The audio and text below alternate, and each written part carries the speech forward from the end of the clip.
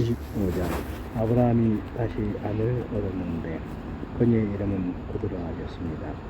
그들은 아브라함에게 시므란, 욕산, 모단, 미디안, 이솔박, 수아를 낳았습니다. 욕산은 스바와 드단을 낳았고 드단의 자손은 아수르 족속과 두도시 족속과 루미 족속이 됐습니다. 미단의 아들은 에바, 에벨하노, 아비다, 엘사입니다. 이들은 다 그드라의 자손입니다. 아브라함은 자기의 모든 소유를 이삭에게 주었습니다. 아브라함은 자신이 아직 살아있는 동안 자기 후처들의 아들들에게도 재물을 나눠 주었습니다. 그들을 동쪽 곧 동방 땅으로 내보내 자기 아들 이삭과 떨어져 살게 됐습니다. 아브라함은 175세까지 살았습니다. 아브라함이 복된 삶을 살다가 늙어 백발이 돼 숨을 거두고 자기 종들에게로 돌아갔습니다. 그의 아들 이삭과 이스마엘이 아브라함을 마므레 근처 막벨라 굴에 묻었습니다. 그것은 헤브론의 밭으로 마므레 근처에 있었습니다. 헤브론 햇사람 수알의 아들입니다. 그 밭은 아브라함이 햇사람들로부터 산 것입니다. 그곳에 아브라함과 그의 아내 사라가 묻혔습니다. 아브라함이 죽은 후에 하나님께서 그의 아들 이삭에게 복을 주셨습니다. 이삭은 당시에 브엘라 헤로이 근처에 살고 있었습니다. 사라의 이집트 사람 여종 하갈이 아브라함에게 낳아준 아브라함의 아들 이스마엘의 족보는 이러합니다.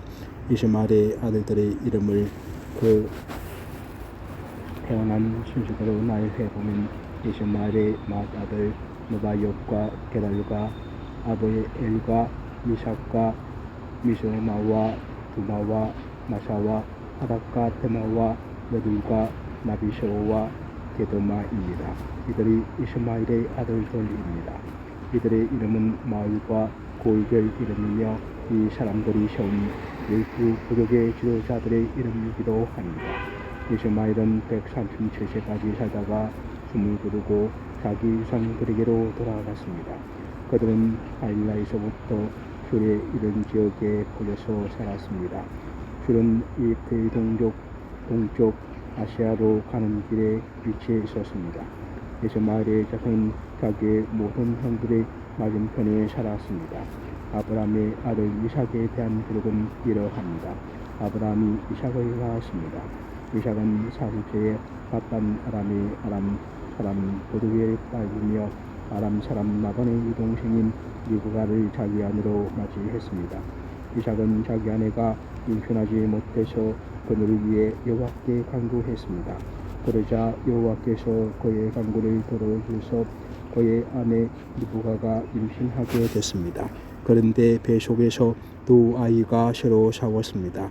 리브가는 내게 왜 이런 일이 일어나는 것일까? 라고 말하며 여호와께 나아가 여쭤보았습니다. 여호와께서 그에게 말씀하셨습니다. 두 나라가 내 태 안에 있다. 내 태 안에서부터 두 민족이 갈라질 것이다. 한 민족이 다른 한 민족보다 강하니 형이 동생을 섬기게 될 것이다. 리브가가 출산할 때가 돼서 보니 그녀의 뱃속에 쌍둥이가 들어 있었습니다. 먼저 나온 아들은 빨갛고 온몸이 털옷과 같아서 그 이름을 에스라고 했습니다. 그 다음에 그의 동생이 나왔는데 손으로 에셀 발꿈치를 잡고 있었습니다. 그래서 그 이름을 야곱이라고 했습니다. 그들을 낳았을 때 이삭은 60세였습니다. 그 아이들이 자라서 에서는 능숙한 사냥꾼으로 들판에 나아가는 사람이 됐습니다. 야곱은 조용한 사람이어서 장막에 머물러 있었습니다. 이삭은 사냥한 고기를 좋아했기 때문에 에서를 사랑했고 리브가는 야곱을 사랑했습니다. 그런데 어느 날 야곱이 죽을거리고 있는데 들판에 나갔던 에서가 들어왔습니다. 에서는 배가 고팠습니다. 에서가 야곱에게 말했습니다. 그 붉은 죽을 내가 좀 먹게 해다오. 나 정말 배고파 죽겠다. 붉은 것을 먹겠다고 해서 그의 별명을 에돔이라고 부르기도 합니다. 야곱이 대답했습니다. 먼저 형의 장자권을 오늘 내게 파십시오. 에서가 말했습니다. 내가 지금 죽을 지경인데 장자권이 내게 무슨 소용이냐. 그러자 야곱이 말했습니다. 오늘 당장 내게 맹세부터 하십시오.